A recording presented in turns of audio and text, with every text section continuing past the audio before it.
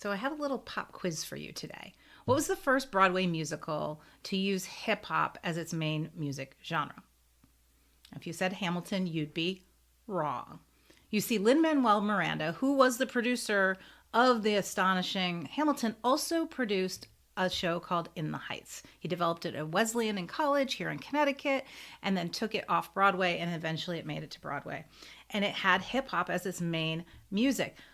However, the setting was modern day, in a city, mostly Latina families, and it was sort of expected. Instead, what made Hamilton completely blow up was that you had this juxtaposition between hip hop and then a bunch of white dudes who wrote with feather pens. And so he 50% ruled Broadway. And what 50% rule says is anytime you're doing something new and you want to stand out and have more fun doing it, mix half normal with half new. And one of the lessons that comes from it is this concept that juxtapositions create joyful jolts. Here's another example.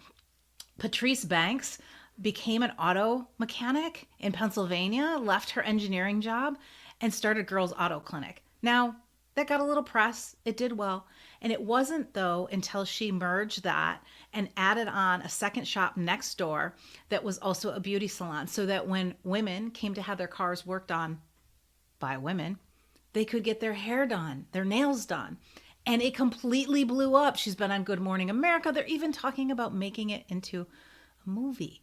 So next time you want to stand out and you don't want to just work harder, what two things, maybe two things that you love that are kind of opposite-ish, have never been combined before, what can you do to bring them together? It can be as simple as an agenda to a meeting and as big as your next Broadway show.